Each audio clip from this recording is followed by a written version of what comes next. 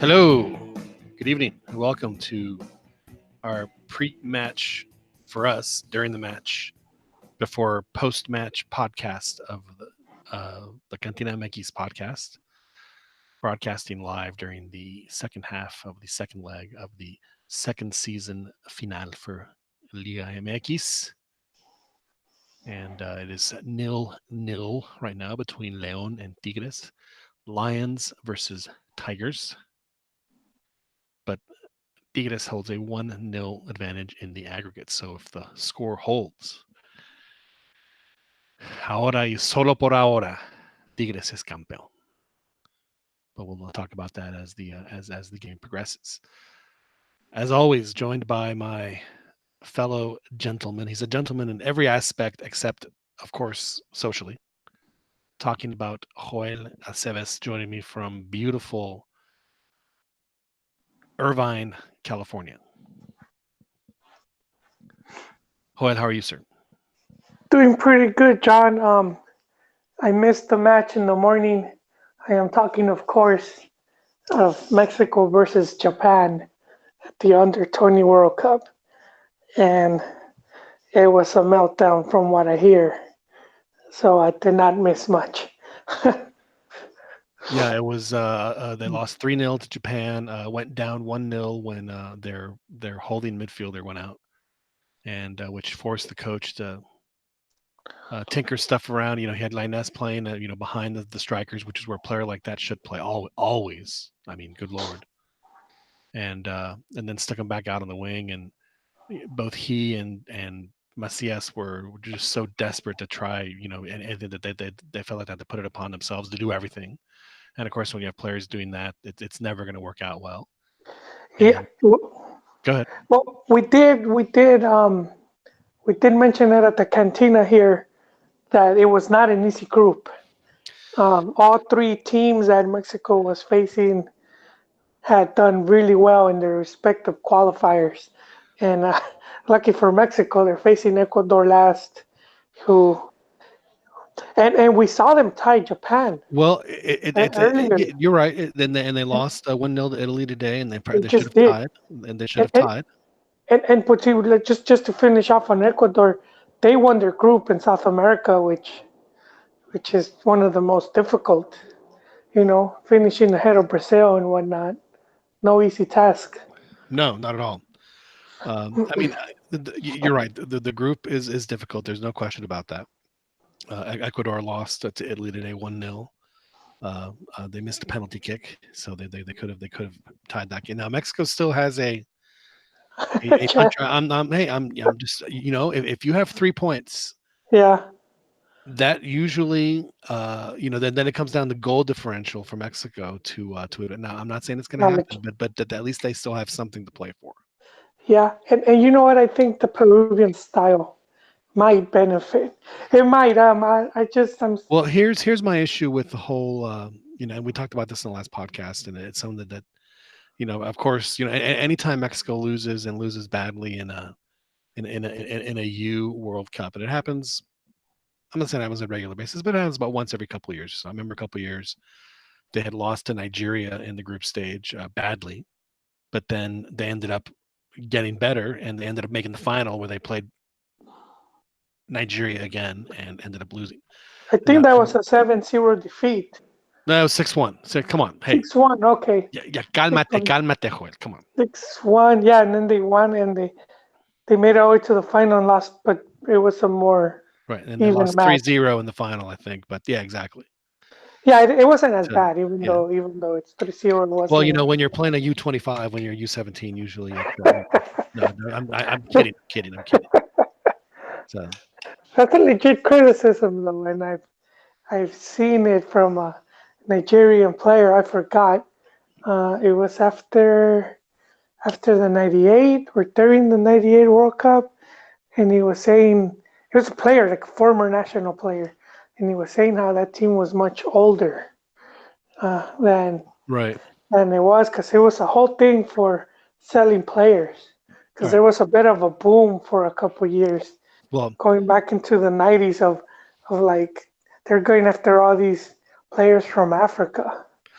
Right. Now, before we get off on that tangent, Yeah, let's go back to the result of Mexico had today. Now my this what we talked about, Joel, between you and me and our pod. Again, obviously, we asked Diego Ramirez to listen to the podcast. He did not we did. listen to the podcast. No, I Um, actually, I give him credit. I think that he put Mexico in the best position for them to win in the formation that they played. And I didn't, it was early. I'm not gonna lie. Uh, but I do know that in the first 10 minutes or so, Mexico did have a couple of chances that they if they get one of those to work out for them, it might be a different match altogether, and I get that. But the thing for me is if you know that you have a limited squad, and which of course he threw the entirety, he threw his players and the federation completely under the bus at his press conference. Later today, he said that the players. He said basically the players aren't good enough, and the federation didn't help me because they didn't put pressure on the team to release the player. I thought for FIFA tournaments, I thought they had to release you. yeah, I was under the impression, but I always known that like European teams for a long time, they wouldn't bring their best squads, and that's something we saw with Italy, where they're missing like two or three Right. that would have been their key players. Well, see, and that's my thing about the U20 World Cup, is that why would Lionel Messi at 19 playing for Barcelona already for 2 years? Why on earth would he even bother playing a U20? He didn't. Now No, he now he played a U20 when he was 17. And I yeah. understand that. I mean, then that makes sense. He played for Argentina's Olympic team. And he ended up winning the gold medal. So that stuff I understand. But why on earth would Kylian Mbappe at 19 after scoring a goal in the World Cup final? Why would he play the U20?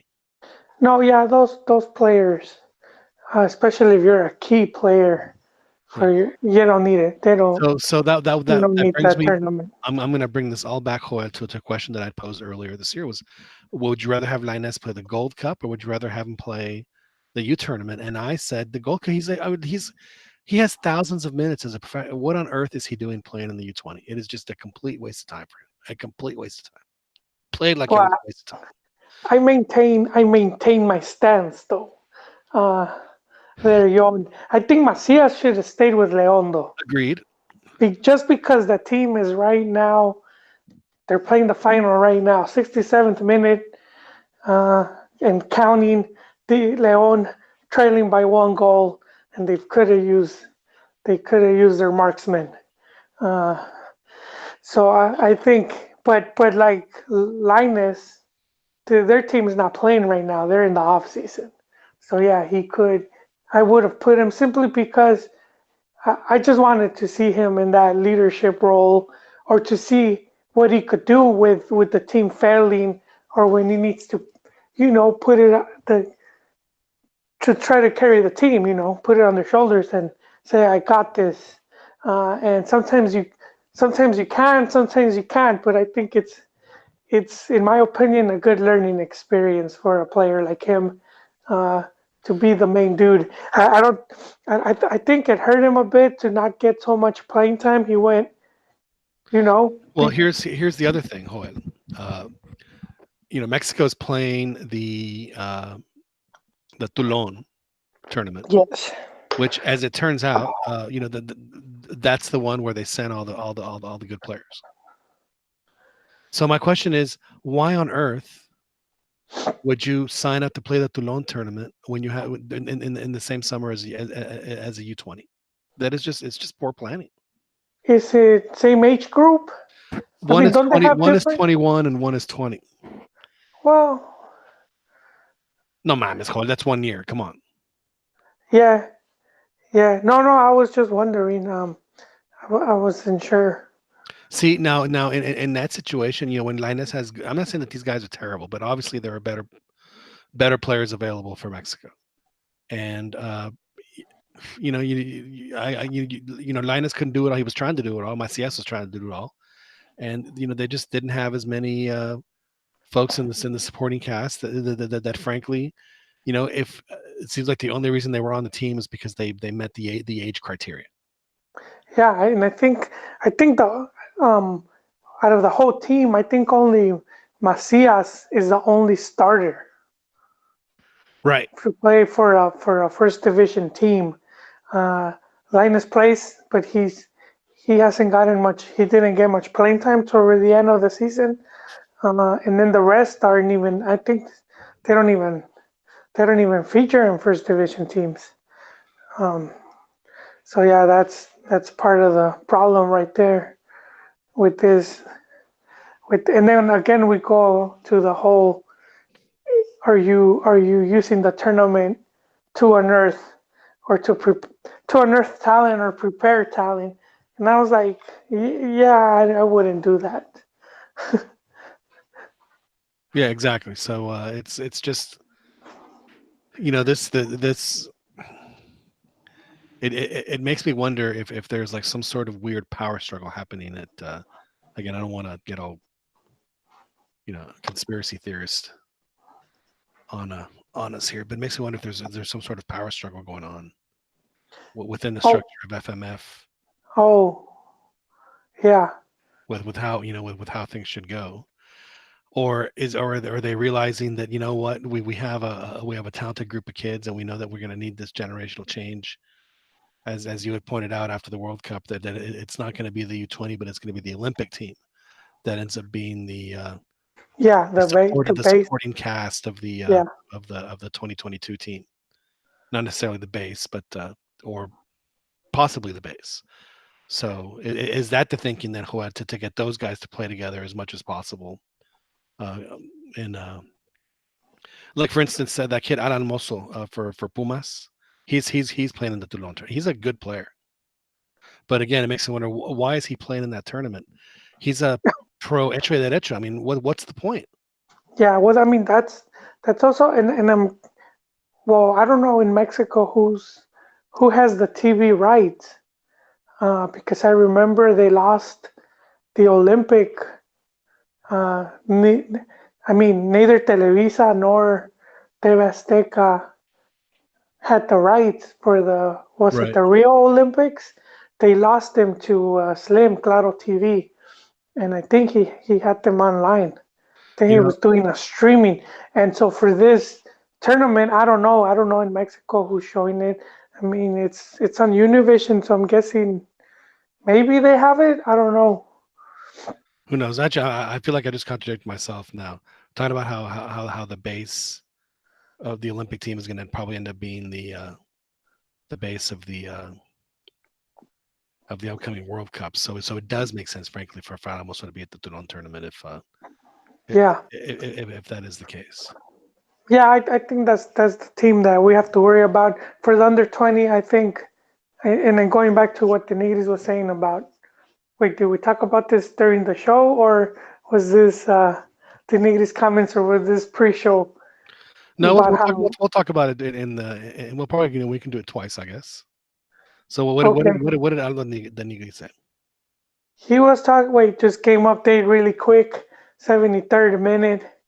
Tigres seems happy to sit back and let the clock run, and with each minute passing by, Leon seems to get more and more desperate. Well, Uh, Leon, they're out without Macias, as you mentioned. they are Anakin less. Mena left in the first half with the sore hammy, so he couldn't stick it Ouch. out. He couldn't stick it out, which is Yeah, unfortunate. So they're down to like their four. I mean, at this point, throw in if you have like a random 19-year-old or whatever it is on the bench, just throw him in the game. Hey, just no pressure, dude. Seriously, no pressure, dude. Just go out and do something. You know what I mean? yeah, yeah. You could really have someone with the Yeah, quality. yeah. I mean, because if you go in and nothing happens, no one remembers. But if you go in and you score the winning goal, What man, he'll be I I have a story similar to that, and it ties back to what I'm gonna say with the Nigris. And this was a Chivas game under Hans Westerhoff, and it was the last match of the season, and they needed to win. They needed to win. Uh, I think they needed to win or to draw. I can't. No, they needed to win. They were to go into Liguilla, and Tigres just missed one-on-one how do you miss opportunity. that shot? God I mean, damn. seriously, how do you miss a shot like that? It's You know how that commercial, that Wings commercial, where you want the game to keep going, Oh, so right. they they, they just keep, yeah. So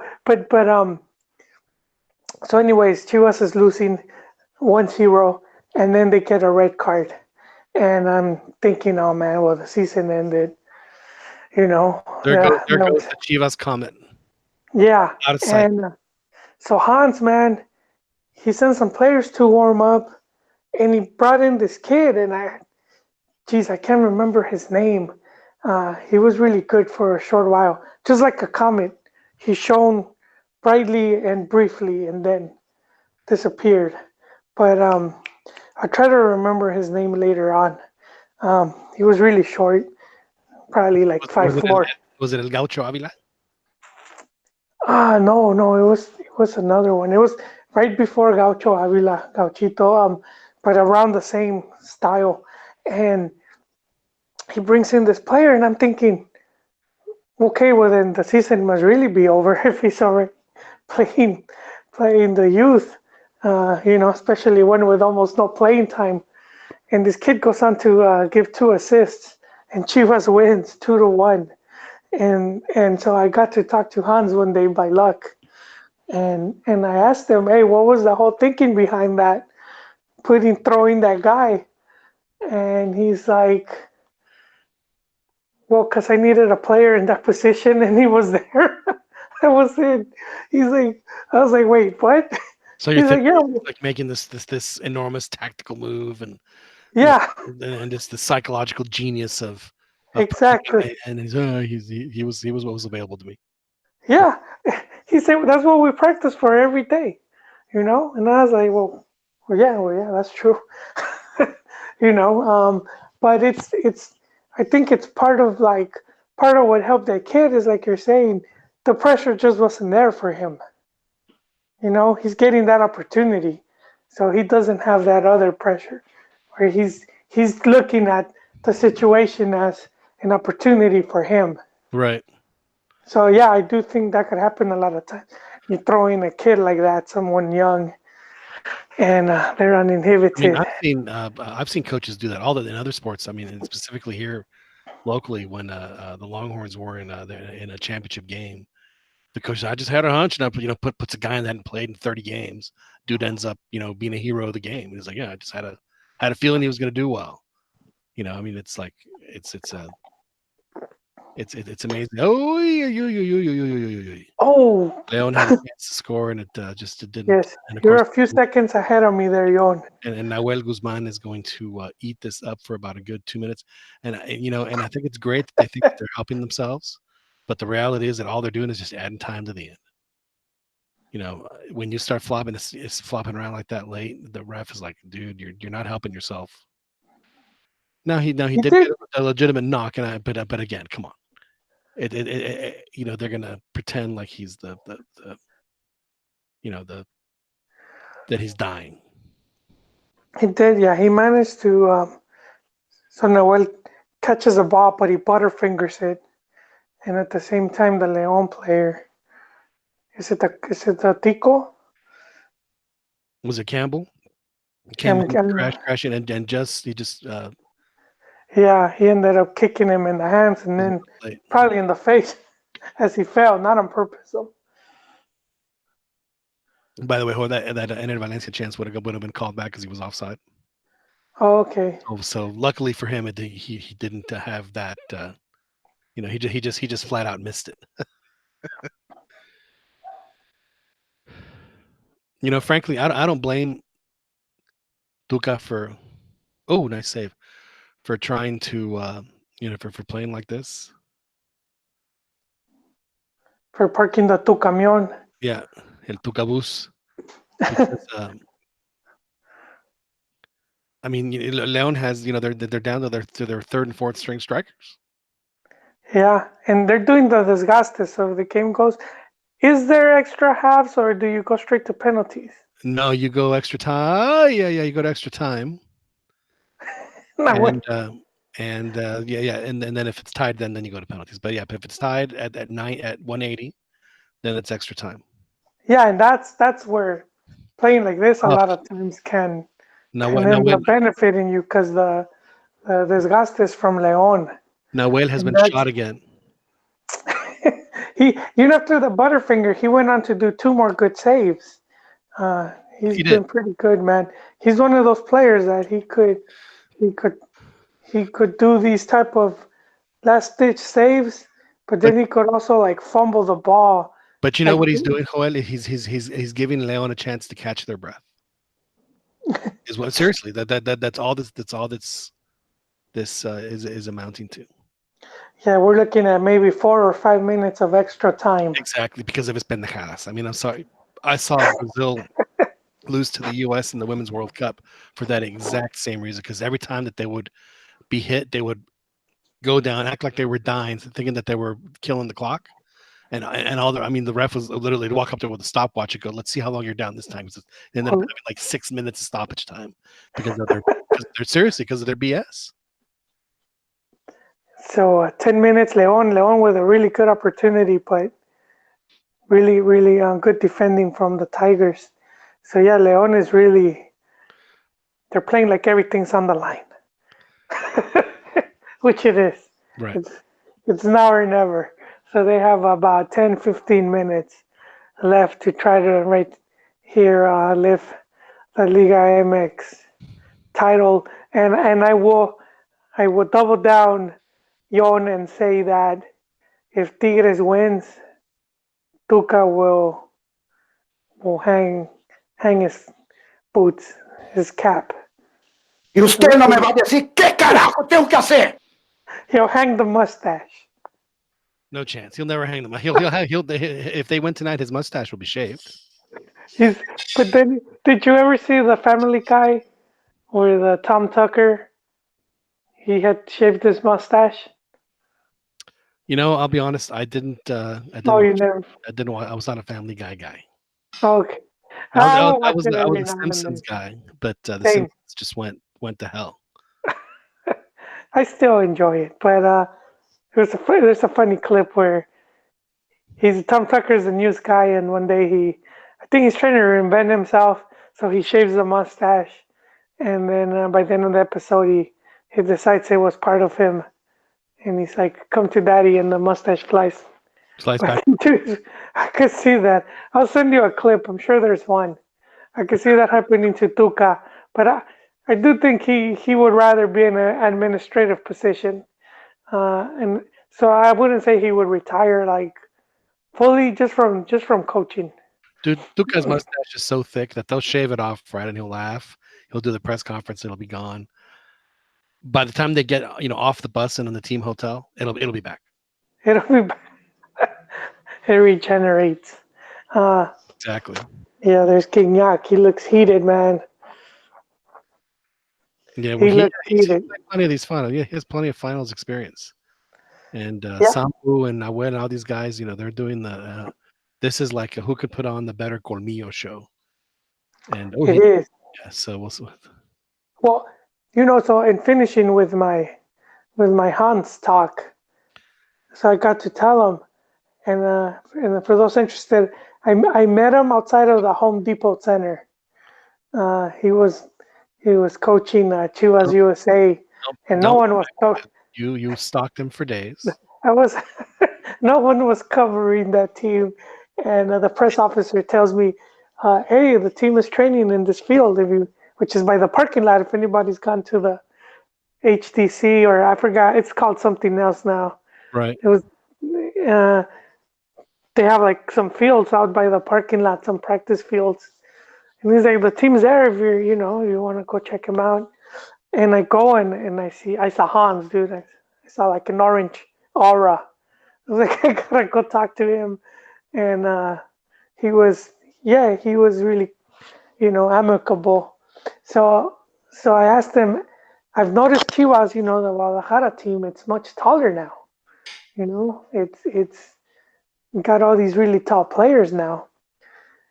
I was like, is this just coincidence or are you guys actively? And he said, yeah, that they wanted an average height of, I'm saying about 5'11".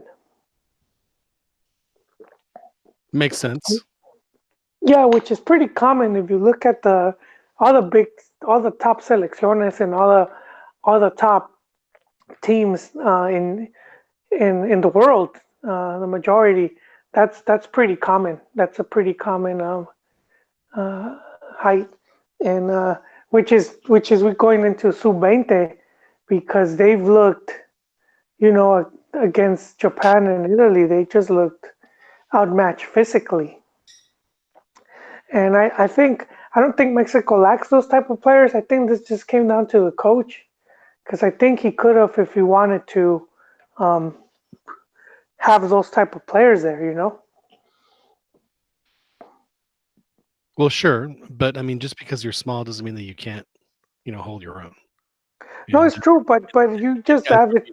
they're being outmatched by guys that are the exact same size as them. At least when it came to Japan. So they just, there's a part of the game that if you're not a serious professional, you're just going to ignore. And I think that not necessarily fitness, but strength is one of those that is not as high on the list of priorities for Mexican clubs as maybe it should be. Yeah, it really should be. But like in youth tournaments, especially like at I've seen it a lot under 17, under 20. That's been one of the big obstacles for Mexico, where I've seen them get outclassed a lot of times by just more physically imposing teams. Well, see, the difference with Italy is that they can outmuscle you and outclass you, and not many teams can do both. It's either going to be one or the other, and Italy's one of the few teams that can do both. So we got a John, guy right now directing the game of cameras that he's not controlling. he's doing a bad job, John. That should be Well, you right there. it's not he's doing a bad job. I'm just saying he's taking chances with camera. It's fine. He just doesn't have. They're not tallied to him. So Uh, they're not errors. It's just he should probably stay on the clean feed more, or anyway. so 3 minutes left of regular time, and then maybe 4 or 5 of extra time. John, how do you see this playing out? I think Leon is going to bag a late equalizer. Oh, Got extra time.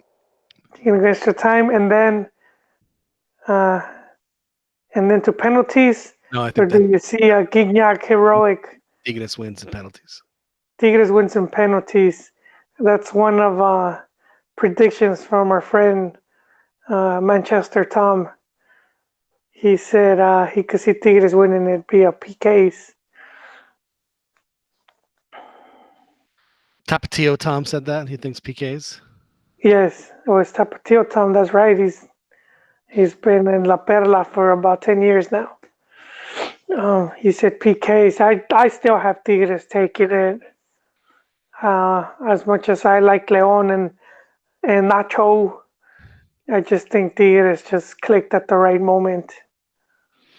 Well, I mean they've had a great team. They've been on a great run. It's been an amazing decade for if you're a Tigres fan, with the amount of trophies that they've been able to harness, with the Yes. amount of finals. The finals. People say, well, Tuca's lost this, but but Tuca's played that many finals.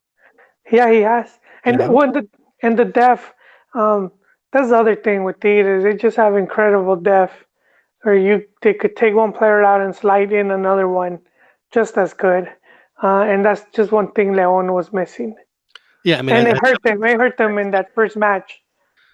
as evidenced by the fact that that they lose Macias and Mena, and they're putting in guys that I mean I couldn't tell you who they are. I mean, I don't follow Leon.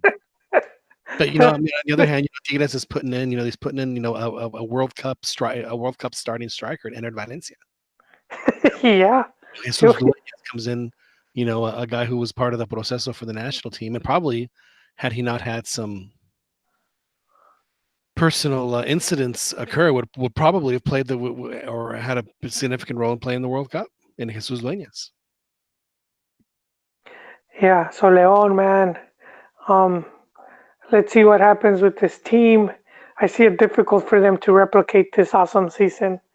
Um, and we'll see what Grupo Pachuca does. In terms of helping keep this squad very competitive. Because some of these guys are up there in age, and they're gonna need some fresh blood, and they're not a team known for investing Well, don't forget their that money. they're Huh? they have a cantera Leon Huh? does. They have, and they use the whole money ball technique. Right, but don't forget they have a cantera that's been pretty decent. I'm not talking about Leon's cantera. I'm talking about Pachuca's cantera. There it is, just as predicted. Yon 5 minutes. Yeah, they haven't had Um, this. Yeah, exactly. So they're rolling around, acting like they're dying. And when they probably would have just been 3 minutes because they just had minimal substitutions. oh, yeah, it would have been like three. Here he goes, a sufrir. Sometimes these could be the longest minutes. Um, yeah, we'll see what goes going on. Yeah, the 3 minutes in the Mexico Germany were as long as 3 minutes I've ever. Yeah. Yeah, and this guy's a beast right here. Um, Pizarro, number 19 for Tigres. Yeah, he's a. I think he's on. Is he in Argentina's Copa America squad? No, I don't think he got called up, but he's been called up before. Well, Argentina is probably the only national team that wouldn't call him up. Honestly, he's that good. Yeah, Because I think every other national team that had a player like that would absolutely have him. yeah, he's very complete, man. He's very good defensively. He's got a long range shot. He's pretty good. He's good. It's so interesting to see what Tigres do. After the season, who do they replace? Who do they sell? Well, the one they're not going to sell is Gignac. He's there. Oh He's. yeah, I bet you he's he and Tuca ride out together. If Tuca stays, then Gignac stays. If Tuca goes, Gignac is going to go. I'm not. no, Gignac will still stay. No, he will go. He was like, I can't play for another guy other than. No, this is his team, man. This is like he's the face. He's the symbol, man. Um, he doesn't even have to play Conca Oh, Champions. red card. Oh, there's Out. it. Yeah, that guy lost his marbles. That's it. Game, set, match, Yon. And there's, oh man, Nacho looking disappointed. Is this Aquivaldo se me mosquea? It's one of the Mosqueras. I don't know if it's Aquivaldo. I think it's The former Americanista? no. He's got to be long retired, man. That guy's. How many Mosquedas are there, man? It's a clan? That was Andres.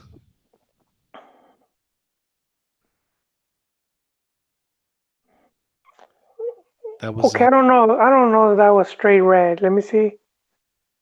No, yellow card. I wouldn't give a red for that. Well, I think he already had a yellow. So. You already had. Okay, then yeah, it is. Pushed him in a stupid fall. Okay, just one more for Tuca. So to me, Joel, if Pumas can't win it, to me the second best thing for me is for Tuca to win it. That's right. That's a Puma man. That there is a Pumas man. But yeah, so that would be. Come on, Genia, go get yourself your icing.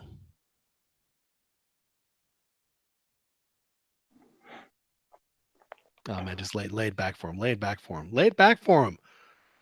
I think Gignac's tired. He's saving his energy for the Vuelta Olímpica, Yon. I can't blame him. I guess so. I can't blame him. He's getting his shaving wrist. He's warming up his shaving wrist for Tuca's mustache. I'm telling you, man. Aquí viene León. Here we go. Oh man, see there, gotta give it to them, man. This team is they have a lot of heart.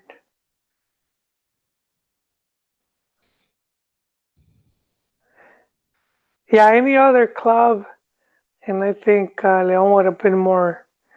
But this Tigre team is just they're pretty stacked in every level.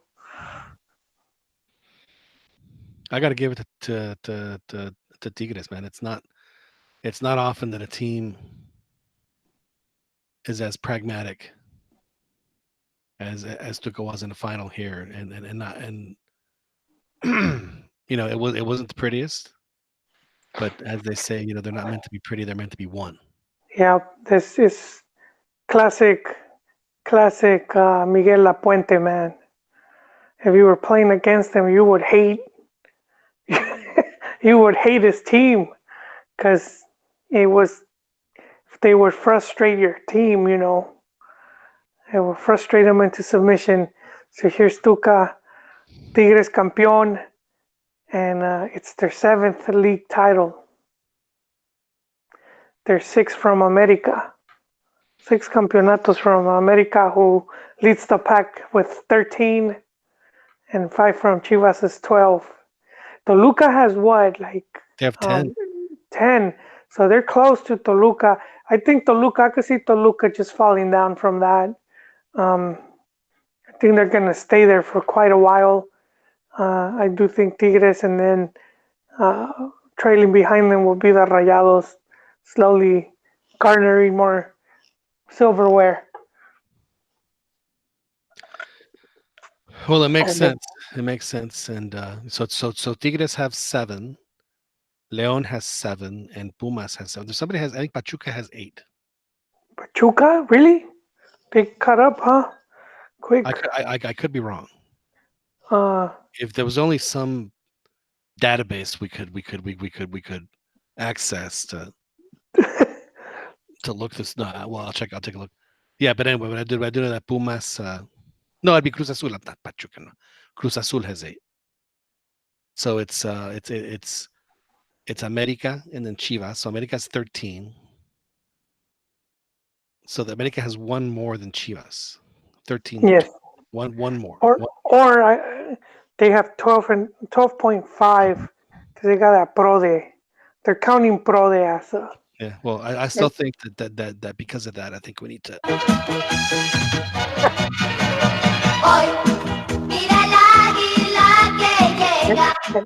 And I'm going to explain it to our faithful listeners what PRODE means. PRODE means Pronósticos Deportivos. Oh, I thought we were going to explain why I play that. Oh, that one, yes, I'll explain that one too, throwing more salt into the wound. So when I was growing up, my aunt would take care of me, and she would play parchís, which was like a kid. It was a kiddie group, and she would play albums. I'm that old. We had those big. Do you remember those, John? Oh, of course, man. The record players. The huge ones that the huge ones that had the bocinas on the sides. Oh yeah, absolutely. They were big as a sofa. Oh yeah, I remember those for sure. You lift that thing. The thing was dangerous. That thing was like a coffin. It was a hi-fi stereo. That thing. It was. You had to have one. If you didn't have one, man, I mean.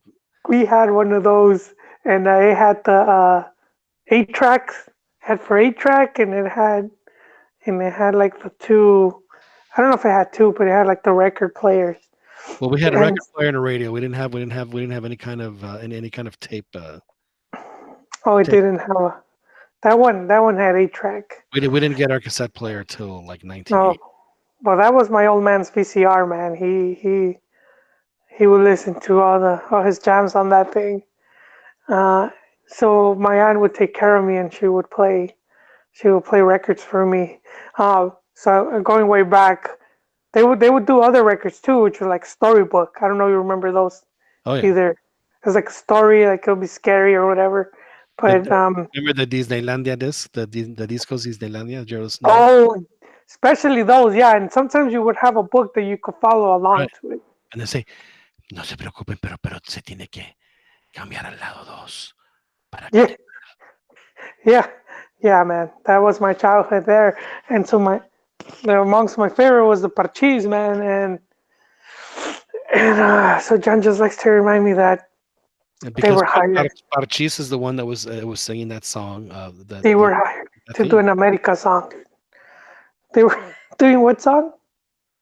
It's the America theme. So they sing the America. So Yeah, they got all dressed up, and all of them I wearing know, man. even the cute girl, Damn. all decked out. And have you ever seen the picture, Joel, of them all dressed up in the No, I don't want to see that, no? Yon. It's just too much. It's like if you know, Even the little redhead was wearing the glue, and that was and to make it even worse, Joel, well, not for you necessarily, but they were wearing like the really cool America jersey where it was all yeah, yellow with the see, triangle just with the adding, piling it on. That's like if someone got cheated on, they walked into their significant other, and right. then years later, you're telling them, "Have you seen the picture? To get Have you seen the really picture? the really Yes. gory details. Have you seen the And pictures?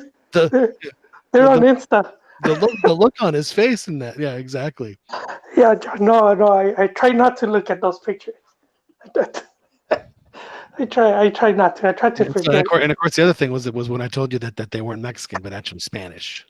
That was yeah. I used to think. I was surprised. I So used to look at. I crushed your childhood in a matter of like 3 or 4 seconds. Just It did. It did. I used to see that thing, and I all right, don't know. all right. So Ho, let's jump into our proper show here on the CantinaMX podcast. As you everyone knows, thank you for joining us. By the way, we're live on YouTube. Pandemonium in Monterrey, and I will say Monterrey. Usually I say Monterrey, but people get mad at me. And but today I will say Monterrey. As Tigres has won their seventh title, fifth since Tuca took over the team. So Tuca's been there for 10 years. They've won 5 Liga MX trophies. Oh yeah, they're gonna have a statue right outside. They are now tied with Pumas and Leon. So all the kitty cats in Liga Yeah, MX have 7 trophies. So that means that the cat then we have El Gato, El Crema, y El Chiva, and El Gato tiene 21. So that means that they were number one. We they're the, number one. the Gato's number one. That's The what that year. It is the year of the cat, and you know who's right there amongst the celebrating is is Mejia Baron, yes. another Puma. Yes. So yeah, this Tigres does have that, has some Puma influence. Cannot be denied.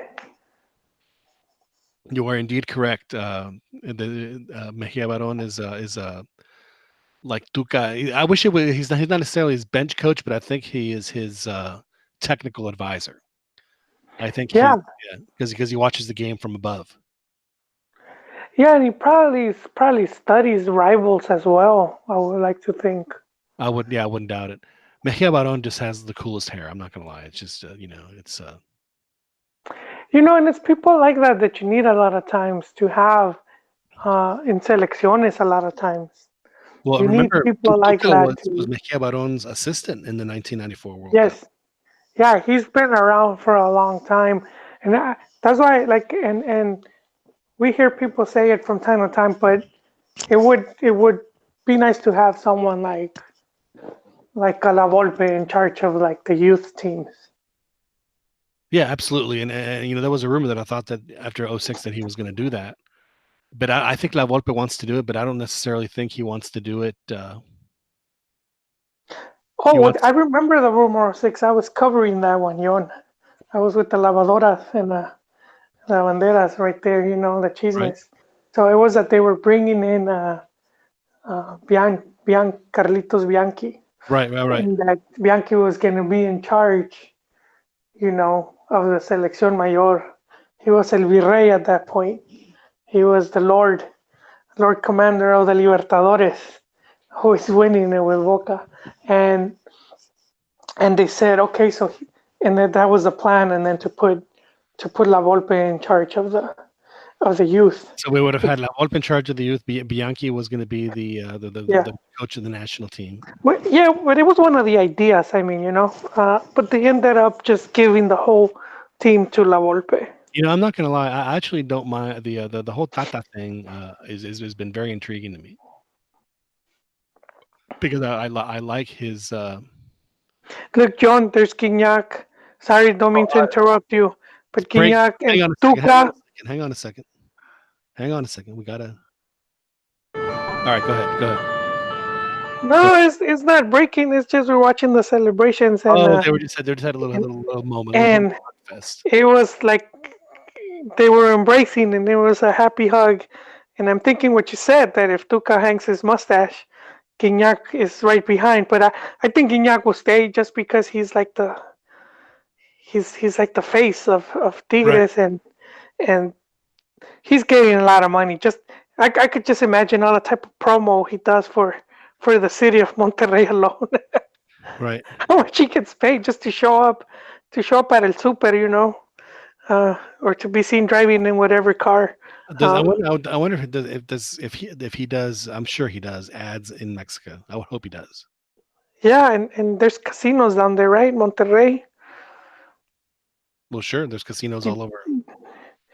he probably gets like the dealers. He like those they fly him up there and He gets they comped. give him, yeah, the comps. There you go. And they give him the luxury Well, suite. don't you get comped when you go to the casino? No, we haven't. We need to Seriously? step up our Cantina game. Well, dude, once you drop like 10 or 20K, man, they start comping you like Oh crazy. man, yeah. They're like, hey, we're sorry that you just lost 6 months worth of house payments. So stay in a Here's stay in some a free room lobster. stay in a room that's 100 square feet bigger.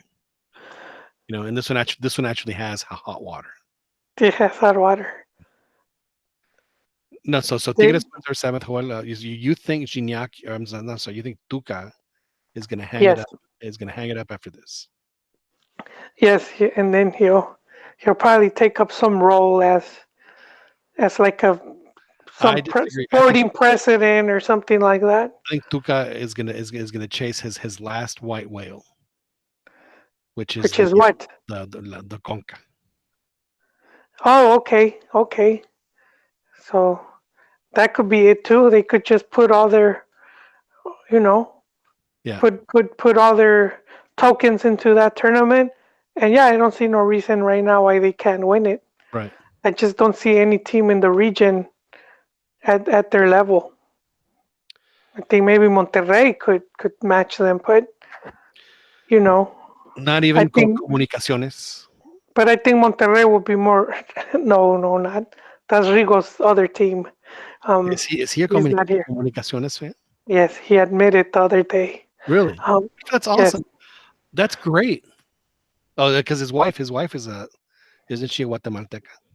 but he is as well. He's half Comunicaciones, half Chiva. He's half Chapin, half Mexi. Comunicaciones, are they rayas too? I see where you're going. I don't know. I honestly I They were haven't. all white. I thought they were all white. Yeah, I'm guessing that too. I'm gonna have to look up their uniform because if they have any kind of raya, Oh man, yeah. But he might be a Chiva first, Like Comunicaciones is just a team he follows like on the side. He's like the side chick. all right, let's have Where one.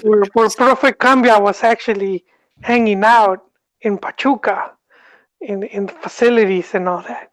Profe Cambia had a big game today. Where he did with the youth. His youth team playing the championship. They So have good luck to Profe. no no stripes on home, away, or third alternate for Comunicaciones. By the way, to clarify, we joke about Profe Cambia, and that's because he was indeed in Pachuca. He coaches youth team, and in one of his teams, some of his players were scouted by Pachuca, so he went with the kids to Solandia while they were having tryouts. Right, and we call him Profe Camarayas because while he was in Pachuca, he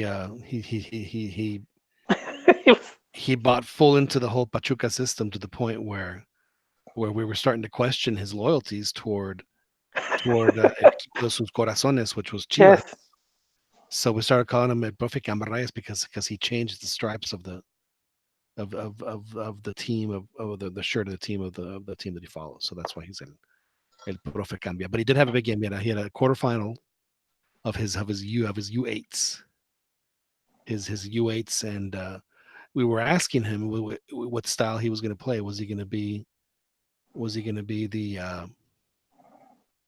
the absorbent counter, or was it going to be a tiki taka, or or was he going to be like a high pressure and pounce? And he did not respond. So obviously he was so into his preparation for this game that he has yet to see what the answer was going to be. What the answer was going to be there. Tigres Man, now has the trophy in hand. There, Gignac has taken it over to the fans, and he is. I'll just say, Gignac is relishing that trophy, man. he's doing You more would, relishing. It's he might have to he might have to. Someone might need to take a Kleenex to that before they get it. Give it they some. have whose picture they have? They have some T-shirts with some bald-headed guy on them. Did you see it? Some of the players. Yeah, so they Who's have. that? I'm not sure. I'm not sure who that was. Gokateng. I'm sure hoping that they haven't cut away from the coverage. Yeah, so Tigres wins 0-0. Joel, it was as you mentioned, the Tucamion was parked. El Tucabus. Tuca was very content to let Leon. And to Leon's credit, they snuffed out the counters that Tigres got going with relative ease. So they obviously were prepared for that to neutralize the counters as quickly as they happen. So both coaches. Leon, they had the chances. It just didn't go into the net. And sometimes that's just how this game is played.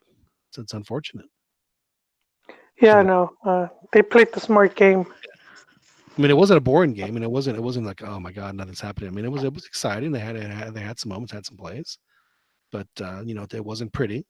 And as we mentioned earlier, you're not you're there to win it. You're not there to impress the judges. So Yes, to quote La Puente, if you want to be entertained, go to the circus. that's right. That's one of my favorite quotes of his.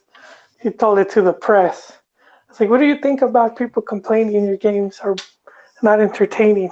It's like, he basically said, I'm here to win, man. You want to be entertained? Go watch a movie. Man. Go to the circus.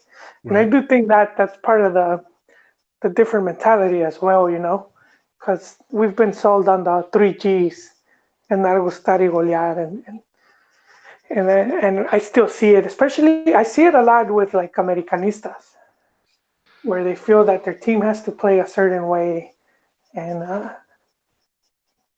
and they'll become critical if they're not playing up to the expectations. Now, I'm Well, not saying they can't criticize, but when see, they've been again, that's that what just cracks me up about people that have that. Why do you think that your team is so special? That you think that they have to do a certain thing a certain way?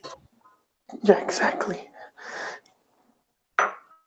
Yeah, no, for me, it's like yeah, you could criticize your team, but when they've been when they've been as successful, you know, then as they have in these past years, there's not much room for criticism. Right. Under Peláez, and then Peláez left, and it's been oddly enough under the guy that we made fun of. Well, you know what? We're seeing something similar with some of the Barcelona fans because they got used to this, you know, this spectacular run they had. But it's very difficult to maintain that level, where they'll win 3, 4 championships a season, Right. and now they just won the league, but it's like some people talking about like a disastrous season. It's like, Well, I what? mean, that's what. Yeah. Not only that, but I What mean, the it's hell? it makes you really appreciate how unbelievably good Xavi and Iniesta were for Yeah. as long as they played, for as well as they played. I mean, I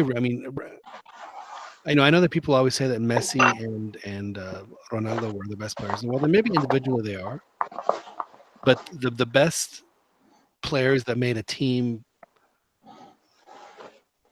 turn into an absolute juggernaut were Xavi and Iniesta. I mean, in this 20th century, I just, over the past 20 years, I have a hard time saying that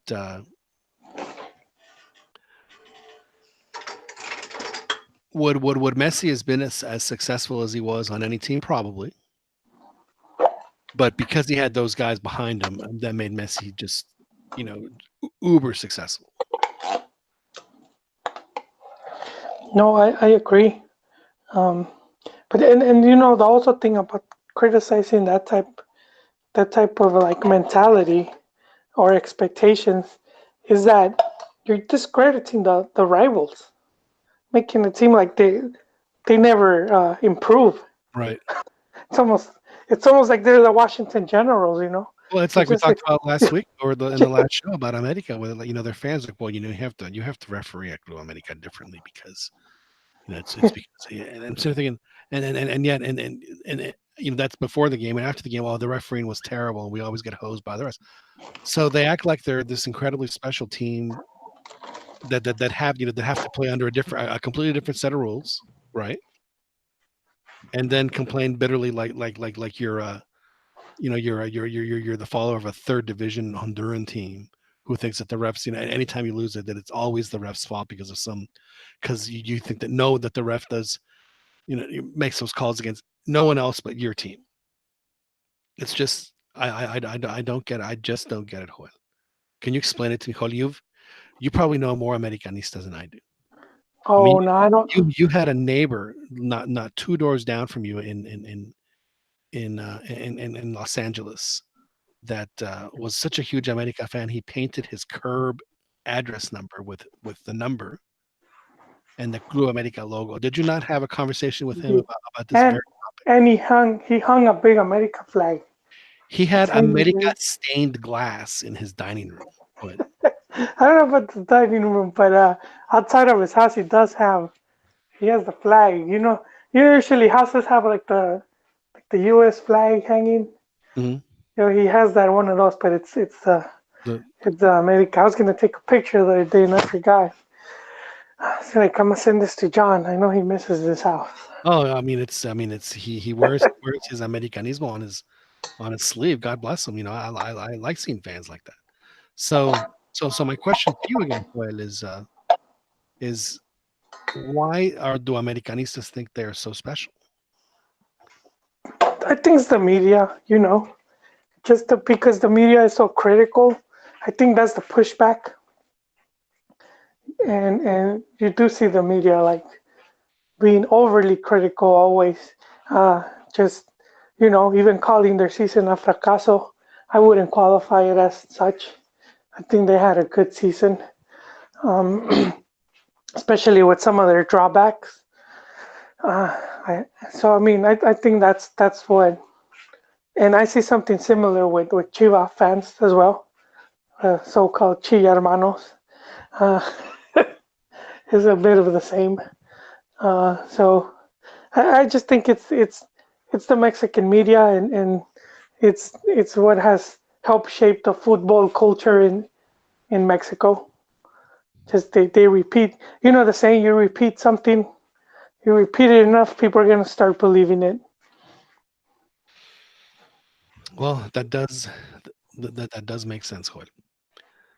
So, Joel, let's jump back into some other topics that we had talked about in our pregame that we'll go ahead and rehash here again on the postgame edition of the CantinaMX podcast. This is John Jugu joining you with Joel Aceves. Thank you guys for taking the time to listen to us. We really appreciate y'all's patronage. Mexico's U20 team, Joel, lost 3-0 to Japan this morning, putting them with a very slim chance of advancing into the next round. It was the worst defeat that Mexico had at this level. They went down immediately after an injury. They were down with the 10 men. Japan scores 1-0 after Mexico had started the game pretty well. and they had to change their formation, put Linus out wide again, where he gets totally lost, and ended up just not just falling apart and not talking to each other. Just a complete disaster, catastrophe, like the worst way to lose. Just no communication, just out there, 11 angry men, not doing anything other than yell at each other for not playing well. Not a good situation, Joel. And again, it aside from the fact that it's blame it on the whatever number of foreign players, and the teams just don't take their youth systems uh, seriously enough, and whatever. Just you just go on and on and on and on. To me, it came down to knowing what you have, and I mean, if you're in a tournament, just play a tournament. If you have players that aren't going to be able up to the ability to play the way that you want to play, then don't play that way. I guess that's where I was a little frustrated, is that they did not take advantage of what they had, and that's on the coaching. And so I guess my question to you is, Joel, is at a U20 tournament, what is more important? Do you want to develop talent, or do you want to start developing that talent or attitude? I mean, added there you go, attitude, attitude and belief. You know, so to me, it's not about. I wouldn't use an under 20 World Cup as to develop. If I'm taking a player, it's because he's the best in his position. But that's the thing, though, is it And didn't take players that were the best at they their didn't. Well, I mean, yeah, that just, and I think that's a reflection in the Mexican league. But that to me is like the bottom line. If you're going to a World Cup, you're representing Mexico, then you're going to compete to win. I'm not taking you so you could develop and maybe down the line you'll be good. Because it's under 20 World Cup. Winning it is not going to make Mexico any better. It's not going to be a guarantee that you're going to have um, a really good senior team or whatnot. We've seen teams like Nigeria or even Portugal that were dominant at the under 20 level and then didn't do much at the World right. Cup. So that's why. But I would still respect the tournament for what it is. It's an under 20 World Cup, and it's a great opportunity to just have you start building that reputation when you've seen teams like Argentina, and it shows just how much talent comes out of that country. Where at one point they were very dominant, back when they had Beckerman. I think they won it like 2 times, like back to back, around the same time frame that they won Olympics, like back to back. And they did. I remember Saviola had a really great U20. I was thinking, Yeah, I was thinking to myself, holy smokes, this guy's. I mean, I thought he was like unstoppable. He was so good. yeah, yeah. But I mean, what happens is a lot of times when you have a team that does good in these tournaments, a lot of those guys end up getting picked up by teams. So I think it's a good opportunity for some of these players to make a jump, you know. Um, but that's still my main thing. I wouldn't use it to develop, just because you're supposed to, at least from my thought, my point of view, you're supposed to already be developed, at least for under 20 level. Right.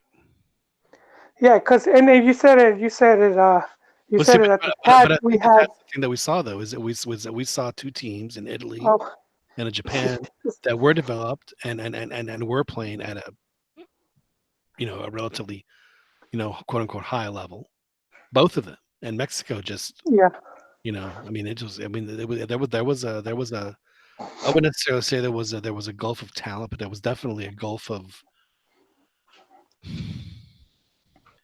management and just a higher understanding of what it is that you want to do.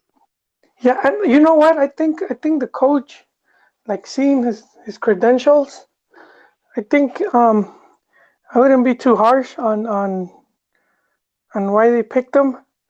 he just ended up crashing once he got to the big tournament. Just a quick rundown: 2013, he was assistant coach to Piojo at America. They won the league. He was with him in 2014 when they went to the World Cup. From and then from 2016 to 2017, he was at Tijuana. I'm guessing this Piojo's team as Right. well. Yeah. So he's been working under Piojo, which is not bad. Um, and then he got his shot in 2017 with Dorados de Sinaloa. It didn't go too well for him. And then in 2018, which was late 2018, he wait, what's it? Did he get it in?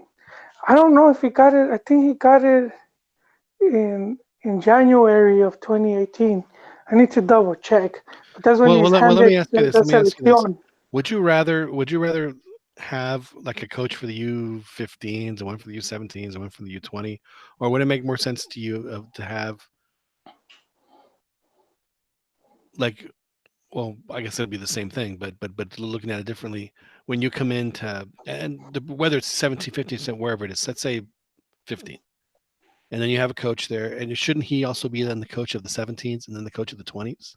So like you get him for three. Oh, you like the same. They did it with Chucho. I don't know Yeah. if you remember. Yeah, that works too. But I think you could also have, because a lot of times some of these guys don't want to stay at youth long. If they get a chance to coach a first division team, that's where they go to. So I would have someone overseeing all the youth teams. You know, you'll have the director de juveniles who's overseeing the whole project, and he's keeping tabs, and they have a defined goals. That way, you don't start from scratch every time there's a new coach. That's probably what we're lacking since because they moved. That was the closest job. Right. Closer was in charge of the youth teams, and they switched him out. They brought him to selección, to the main team, to the senior team, and now he's with the Galaxy. And who I don't know who's in charge of the youth teams right now. But I mean, you have someone like I think there's a lot of capable people in Mexico where they could just put someone in charge instead of like uh, just. It seems like they're just throwing darts, see what hits. Right. Well, hasn't that always been the case, though? I mean, I know that. Well, not always, but most of the times, yes. Yeah, for the most part, it has. Because I don't think that was the case when Teclos was there, and I don't think it was the case when we had Nestor, Right. because he set up a defined. They had like a defined plan where all the coaches would meet, and they were all like working toward the goal, and that's when they won the 2011 and they won the Olympics. So But that helped. Nestor wasn't a part of the FMF when they won any of those things. No, He was but gone in 2010. yeah, but he set up all of that. He had been working with it for years, where they set up the whole thing. So, Como que 4 years. He took over in when Javier Aguirre came in, which was like in late 2009. Como que for years. He was there for like 14 months. Come on. 14 months. Yeah, but he set up the whole plan, and the people stayed there. So it was at least what, 2 years? When did he So left? I'll tell you, he got there in June of 2009 and he left in September of 2010 after the big fiesta. Yeah, okay. I was thinking I wait to 2011, but it was still, they didn't completely abandon. Like they didn't say, okay, we're all leaving. Uh, it got switched up soon after, though. I forgot who came in and they switched it up, but they had drafted because he put it online. He put online the whole. Um, It was actually one of my first articles I had written. I think I did it for gold.com. You can still find it. It's still it's still available. And he had drafted a whole thing of how all the selecciones were going to be working, and how they wanted players that by the time they reached the senior national team, they would have X amount of international games played under their belt. Yeah, but I mean, that's that's good and well that you think that that's going to happen. And I think it's a great plan. But I mean, if you get out of that plan, if you get 3 or 4 guys that go through, that would be great. But that's just not realistic. It's just not realistic. I mean, did Oribe Peralta ever once play in the Mexican national team at any of the U levels ever? Just Olympics. Right, and he did it as a professional refuerzo. That's it. Yeah, yeah, he did. He did. But that's again that goes into how the league is, the short season and all that. It just cut away from it just made it more difficult for the youth to get much playing time. Look, aside from all that, I mean, the whole, people are always talking. Is it the foreigners? Is it this? Is it that? The biggest thing is that they just don't look at enough players. There isn't a way for enough players to get the minutes in front of people that make those kinds of decisions, because not enough kids play in Mexico. Kids play all the time on Mexico. Don't get me wrong, but not but they don't play as much organized. And that is that to me is just a terrible outcome of or whatever of this whole thing. Is it the schools don't have, I mean, Mexico, there's public schools and then there's private schools, just like there is anywhere else. They can have a public school league and they can have a private school league, and they can do it from from junior high to high school.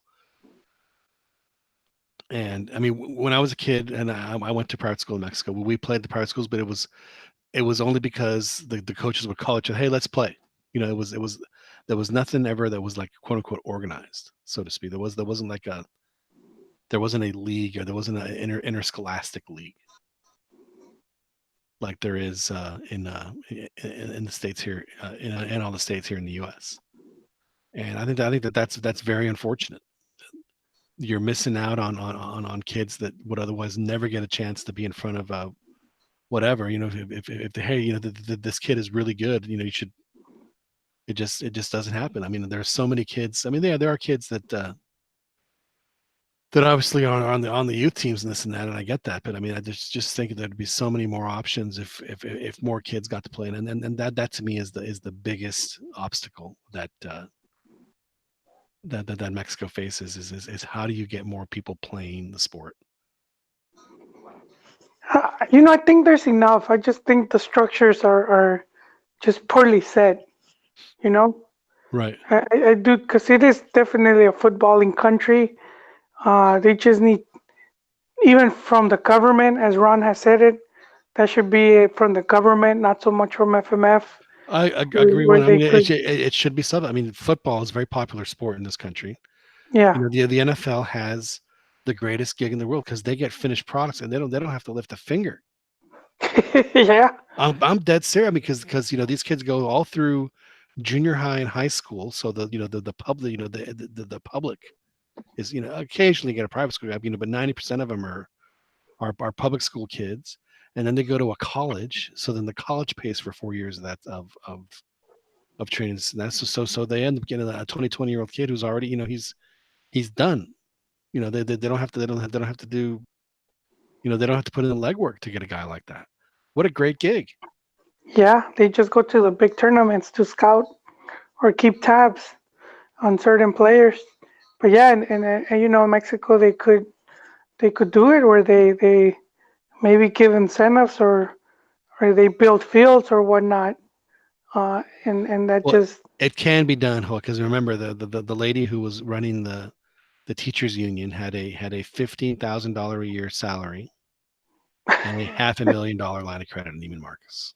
God damn. So I'm sorry. Well, yeah, it was a teacher. Yeah, well, it was a teacher. It was a SEP. And I So said, yeah, you know, so when I used to go every summer to visit family in Mex, and I'm talking late 90s, early 2000, and you know, families in Guadalajara, and I remember at the time they had built a bunch of like uh, what do they call it, food rapido, indoor futsal, like futsal exactly, but they built these small canchas where they were like you didn't have to go into a building, they were like outdoor, right, and they were really cool, but you had to pay to use them. right. You know, you had to pay, and it wasn't that much, but still, I mean, you have to wonder if that's something that like here that where the government they have the local parks, the city, you know, You the know, and cities within there, they provide the parks and they right. do the upkeep, and you could use the basketball courts, you could use the diamond field, and the little leagues play there. I mean, if they did more stuff like that, they would eventually just create more space for more kids to play. Yeah, and crazy John thinks that if you have more kids playing, then more kids will get seen, and then maybe kids don't fall through the cracks. Maybe you know a godson doesn't get the favor this year. Maybe he has to wait till next year. Because this guy's really good. It's like I got to do what I got to do. So yeah, I mean, I do Yeah, think, and for people that don't think that football is subsidized in this country, just look at a list of who are the highest paid state employees in every state, and out of the 50 states, I would guarantee you that 45 of them at least have either the head football coach or basketball coach, and most of them are going to be football coach, are the highest man. paid state employees. So Yeah, so yes, football is heavily subsidized by your tax dollars. yeah. It's yeah. There's a lot they could do, but I mean, I don't know. I don't know why in Mex they don't take advantage of that. Well, I mean, it's just someone has to do it. The worst part about it is, they do have organized college football in Mexico. They do have leagues. They have the ONEFA. But what happened at the ONEFA was that the tech teams were so good, and they just would when they would go recruit players or whatever it was, they would just take for every one guy that Pumas got, they take 10. They just and then they didn't have a limit on scholarships. They just took whatever they wanted. So the other ones say, hey man, we got to limit that. And they're like, forget it. So they started their own league. So we got to avoid stuff like that. So hopefully that will happen. So Tigres, Joel, seven titles there. That's only five less than Chivas. So that's another one you have to turn around and be on the lookout for. Yeah, well, might take them 20 years, but I do see. I mean, I do think right now, if things stay the way they are, I do see Tigres and even Monterrey being the new big boys in town. I know people are saying, "Oh, well, they're still missing." Yeah, they are, but for the past 10 years, they've been. I think in the past 10 years, there's been a Monterrey team in the final because it's two. So 20 finales. I think in 10 of them, it's been a Monterrey team. Yeah, well, I mean, now Monterrey won, was it two? I forget, it was either two or three at the right at the end of the aughts and the tens, and then in 2011, Tigres is they've won five and they've lost a couple. Yeah, So and then yeah, Monterrey lost like what? They lost two in a row not too long ago. yeah, they lost one to Tigres and they lost one to Pachuca. And yeah, so you're right. The Monterrey teams over the past 10 years have been dominant. You know, and if they wanted to, they could easily they could just dump more money into those teams and have even stronger teams. You I know, honestly don't know and what they holds were them the back. ones. They were the ones that Yeah, fought the Liga MX or lobbied Liga MX to make the the yeah, they 10, did. 10-8 rule, but they wanted an 8-10 rule. I'm sorry, the 10-8. They want they wanted as many, or actually they, if I'm not mistaken, do they want no limit on the amount of foreigners you can play? Monterrey. Yeah, they wanted no limit, no limit. They pushed for that. Um, this according to Luis Miguel Salvador, There former was former director of Rayados. I remember in Club de Cuervos there was a line about, I think it was one other quote unquote team owner talking to guys like, hey man, do you, what team do you follow in baseball? And the guy's like, the Yankees. Like, do you care if the Yankees have a Dominican, depending on, just going on and on about the list? I'm sort of thinking, yeah, but no one else plays baseball. No one, that is far and away the biggest league. Baseball doesn't have competition. The NBA doesn't have competition. Yeah, I think that's what people don't understand necessarily about MLS, is that MLS isn't competing against hockey, NBA, Major League Baseball, and the NFL. I mean, yeah, they are competing against it, but they're also competing against 100 other leagues from all over the world. yeah. Especially now that you could follow the whole season. You could if you like Serie A, if you like EPL, La Liga, you could see the whole season Right. now. It's very easy to see it, and that just wasn't the case before. You would catch a match every now and then, like a match of the week type of thing. Right. But I'm talking about, as far as players. So because of that fact, because of that Oh, there's so okay, much yeah, competition just worldwide for players. I mean, use the guys that you got. All right, so there it is, Joel. 13, 12, 10, 8, and 7. Three teams tied for 7 titles, and it's Tigres, Pumas, and León against the 3 cat teams. So once again, I say that El Gato has 21 yes, títulos, Crema 13, Chiva 12. So I think El Gato wins. El Gato has the most. yeah, There's no other and way of looking at it. and and the bulk of Chivas titles came in the 50s and 60s. By the what was it? By the 90s, they had like 9. So in the last, they haven't been very successful in the last 30, 40 years.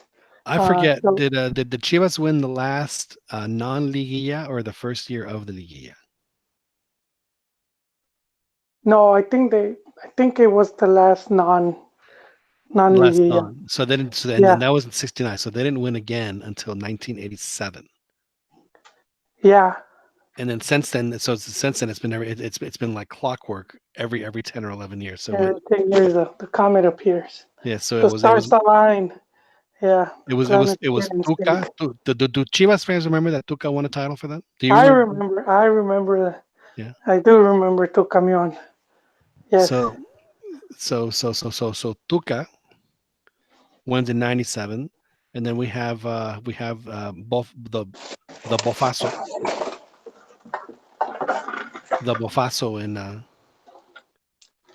in Toluca in '06, and then we have Gallito and Pizarro score. So that's 3. So they have 2. So yeah, so they won 9 titles prior to 1997. Yeah, it's been a long time. So, so yeah, that's why it's if you're a Chiva fan like myself, you have to be a bit concerned when you're seeing teams like Tigres, even Pachuca, and Santos, how more consistently they're winning, and it's like the writings on the wall. If things don't change for Chivas, it's just a matter of time until you get left behind.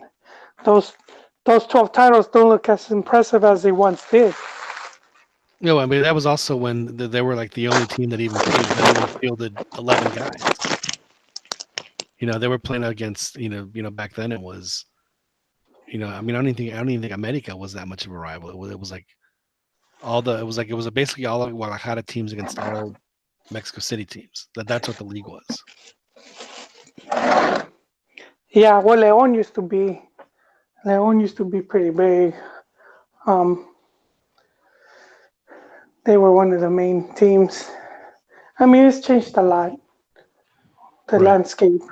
I think what you're saying, Joel, is that Chivas are not as big a team as they used to be, and fans today that puff out their chest about the 12 titles are like, if you're 70 years old, if you're not 70 years old, you need to shut the hell up.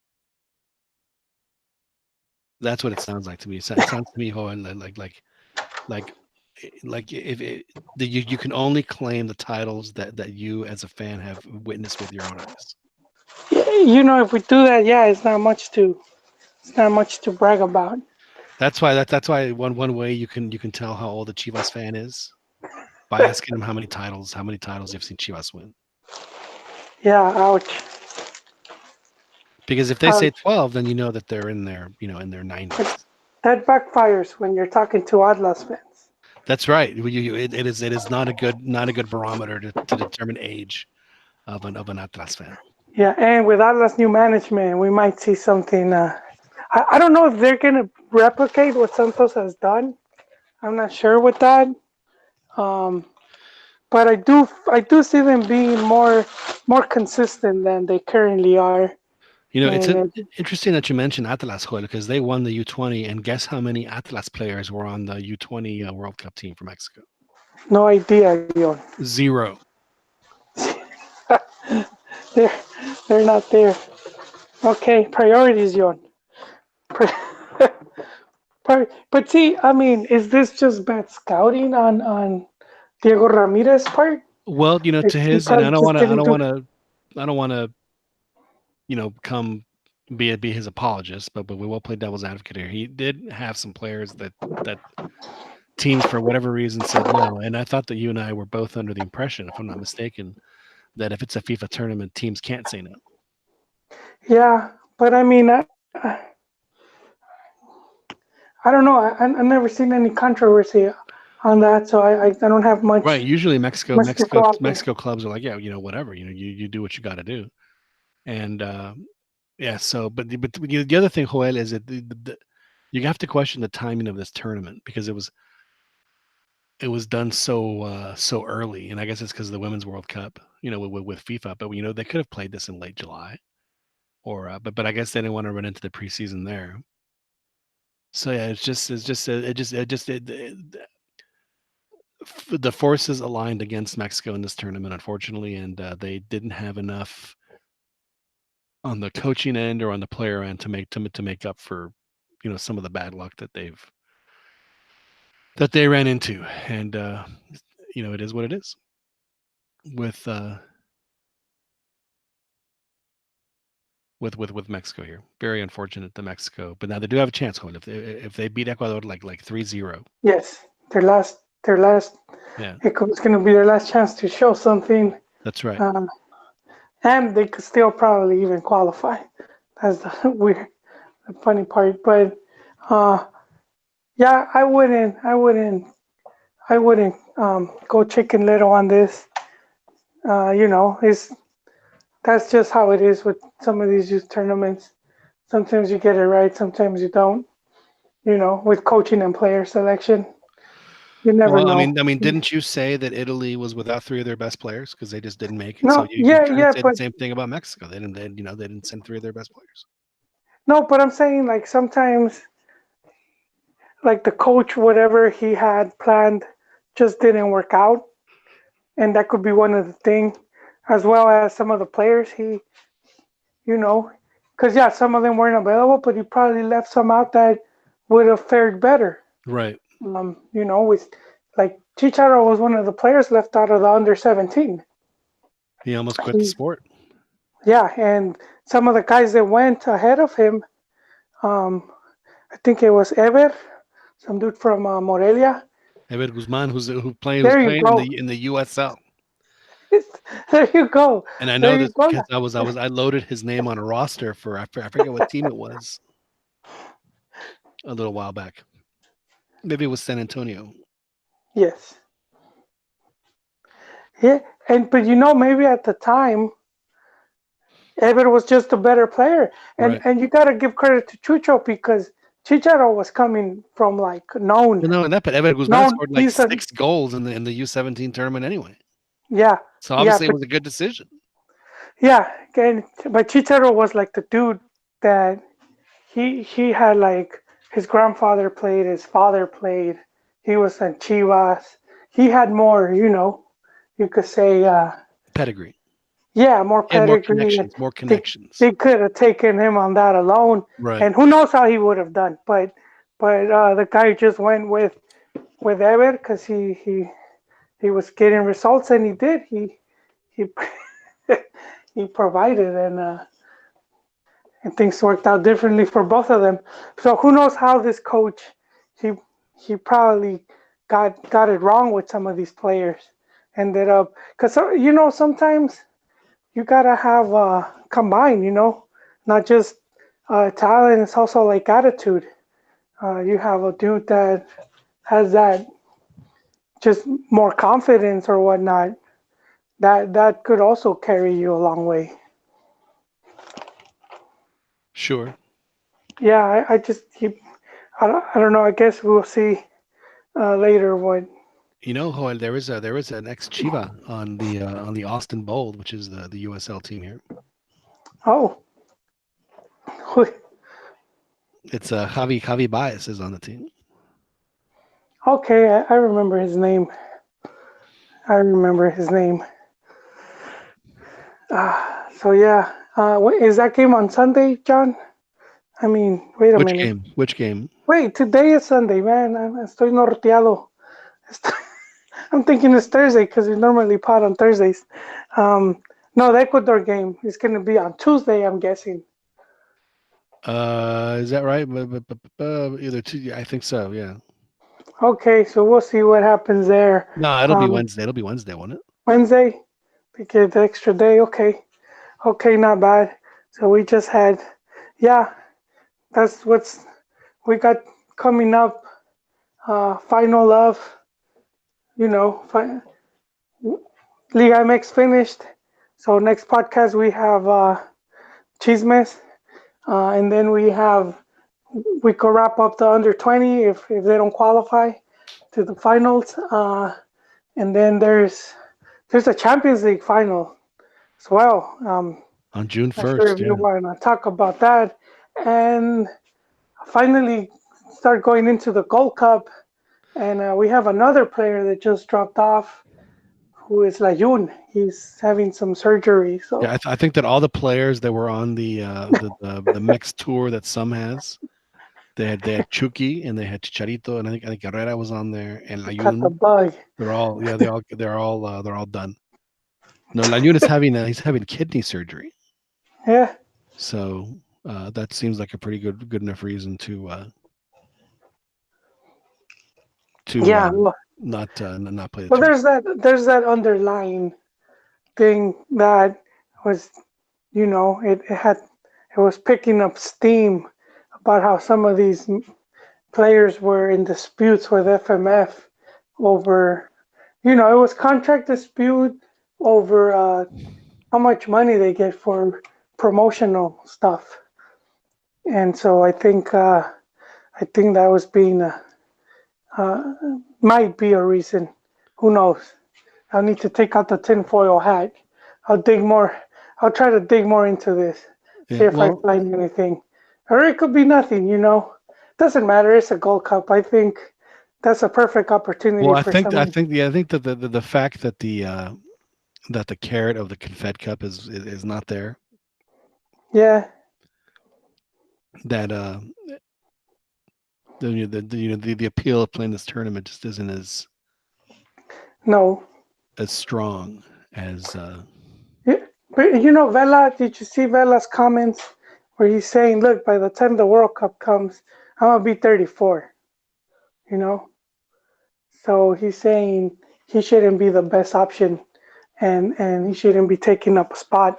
It should be it should be younger guys that are gonna get to the World Cup in their prime. So I gotta respect that from Charlie Candle, and I think some of these other players like Chicharo and Layun and whatnot, they're like in that same boat. A lot of them might not even get to the World Cup. So I feel like with games like Gold Cup, they're burnout. They could care less. It's like been there, done that. Yeah, and it was something. It was a conversation that we had, Joel, at the conclusion of the World Cup. Was that was the tournament for this generation. I mean, if they were going to do Yeah, anything, it was going to be that exactly. World Cup because it was their last chance. Yeah, And and no, you're right, John, and that's what I'm a little concerned with Tata. Like, why does he even care? I would have thought he was gonna, try to make the switch as soon as possible, well, like a that's but I band-aid. told you he wouldn't because I told you because well, listen to me like I'm an expert. But my thought was Yeah, what do you know, John? uh, my thought was that he would have to win the first one. He was probably going to have pressure Yeah, to win the first one, so he's going to do it with all of his arrows. yeah, And then after that, then he was going to do. Then he was going to start yeah, and that's why the Olympic team was so important. and I think these guys understand that. Sure. I'm like, that's just what you need us for, just to start in the right foot, so this proceso looks good, and then you're gonna weed us out. And like, no, And no, as a please Mexico do fan, that. I mean, how great is it that you get to see new? I mean, imagine if there are some guys that have this massive opportunity in front of them to put their seal on the team, and I can't Yes, think of a bigger guy who has a bigger chance to just say, you know what, hey, you guys get on my shoulders y vámonos, and that's Rodolfo Pizarro. exactly. Him and Jimenez as well. Yeah, because I the think those two. Jimenez is coming into his Oribe Peralta phase of his Yes, he seriously is. of his career. He is. If those two guys could link up, oh man, Yeah. we're not even gonna remember the other guys. And I have no problem with Chucky not playing this tournament because frankly, PSV is making sure that his knee's 100% healthy, and they're gonna make about $40 million selling him. Yeah, you don't want that. Which is something that happened to Mexico during the Ojitos Mesa phase, and that's where Mexico was playing every tournament they could find. Right. They would play anything, even U.S. Nike Cup Right. and Moleros and two Gold Cups and Copa America and you name it, man. The Backyard Kirin Cascarita. the You Kirin would, Cup in Japan and the one in Saudi yeah, Arabia. they'll play anything, man. Backyard and parking lots, wherever, man. You showed them the money and they were there, and and so by the time he had the qualifiers, They he were had a very battered team, right. and that's one of the things that hurted Ojitos. Uh, it really hurted him because he had this type of tactic with high pressuring and all that. He wanted like a three-man pressuring system, and just going off from some of his old interviews. But his players were gone. He lost Ramon Ramirez, who had been in a car accident, and he had been like a key player. Um, and then Luis Hernandez was just he It was a he had shell of been his playing former like, self. but he also had been playing like injured. Like he had like slight injuries where instead of like going under the knife, he just probably took shots and tried to hang on as long as he could. Uh, and then but you could go down the list and you had a bunch of players like that were just all burnt out, and that team was just a disaster. All the tournaments he played, they were just getting washed. Right. Yeah, so I mean, I don't know. It's gonna be, the teams will be Well, fine. I mean, It's gonna be fine. let's talk about the upcoming things. So instead of playing qualifiers, they're going to fly these guys back from Europe to play the Nations League. So they're going to fly them to Bermuda, which actually these guys are probably that one they'll somehow manage to make. When they have to go down to St. Kitts and Nevis. But then they have to fly to Mexico City to play. Uh, you know,